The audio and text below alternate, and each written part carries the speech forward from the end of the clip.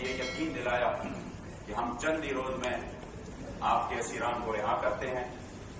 اور آپ کے ساتھ جو معاملات ہے اس کو آگے بڑھاتے ہیں اور امیر محترم کو بھی رہا کرواتے ہیں. اس لیے آپ یہ کانفرنس جس میں ہم اطلاع امن کا اعلان کر رہے تھے تو ہماری شورا نے یہ فیصلہ کیا کہ ہم انشاءاللہ تعالی لائحہ عمل کو مؤخر کرتے ہیں اور اگر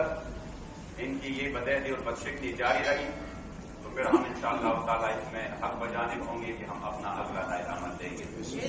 آج انہوں نے اپنی جو انہوں نے ہمارے ساتھ بات کی اسی کا انہوں نے کچھ بات رکھا اور جو ہم نے اس کو کچھ لسٹ پرووائڈ کی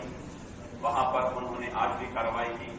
اور ہمارے بندوں کو چھوڑا. اگرچہ کچھ جگہوں پر پھر سے جو ہے نا جو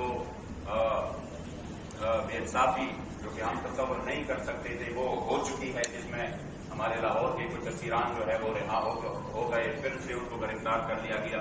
تو ہم آج ان کو پھر سے متنوع کرنا چاہتے ہیں کہ آپ اپنے بات کی پاس رکھیں اور جو آپ کرتے ہیں اس کو کر کے دکھائیں. جو آپ بولتے ہیں تو انشاءاللہ تعالی ہماری شورا کے اراکین بیٹھے ہیں جو بھی لائحہ عمل ہو وہ انشاءاللہ تعالی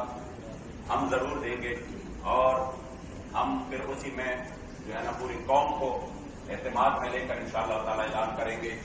اگر ان کی طرف سے مسلسل یہ بدعہدی اور بدشکلی قائم رہی تو پھر انشاءاللہ تعالی ہم بھی اپنے فیصلوں میں پر قائم ہے اور انشاءاللہ تعالی وہ ہم اسی کے لیے پھر آگے جائیں گے. آپ نے خود یہ بات بتائی ہے کہ آپ کے ساتھ بدعہدی ہے اثر دراصل کرتے آ رہے ہیں اور آپ دیکھیے آپ ان کو پھر بات کر رہی ہیں. آپ